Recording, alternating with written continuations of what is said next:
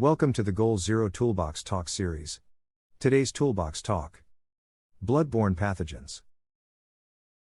In the workplace, bloodborne pathogens, BBP, may be transmitted when blood or other infectious body fluids meet mucous membranes, your eyes, nose, mouth, non-intact skin, due to cuts, abrasions, burns, rashes, paper cuts, or by handling or touching contaminated materials or surfaces.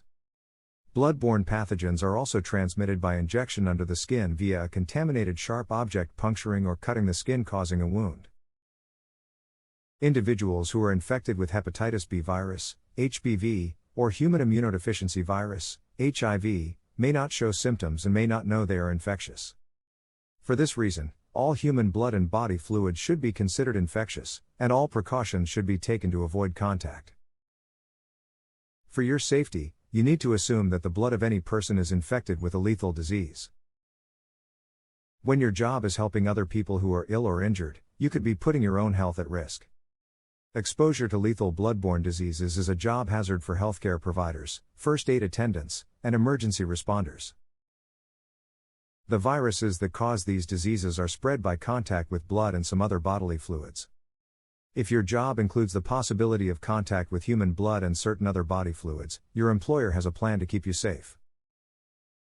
The most common bloodborne pathogens are hepatitis B virus, HBV, hepatitis C virus, HBC, human immunodeficiency virus, HIV, or potentially infectious materials. Take precautions.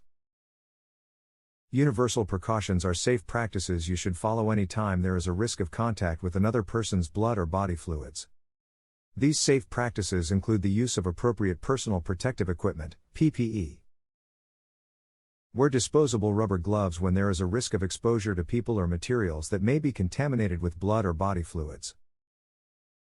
To prevent transferring the contamination to your hands, use care removing contaminated gloves. Thoroughly wash your hands after removing your gloves. If there is a possibility for a spray or splash of blood or body fluids to your face and eyes, put on goggles or a face shield. Cover any other exposed areas of your body where you may have cuts or breaks in the skin. Wear a rubber or vinyl apron to keep blood and body fluids off your clothing. Do not pick up needles or broken glass with your bare hands. Wear gloves and use a scoop or dustpan. Deposit the objects into a puncture-resistant, leak-proof container. Cleaning up contaminated areas and materials. Clean up and disinfect blood and body fluids as soon as possible.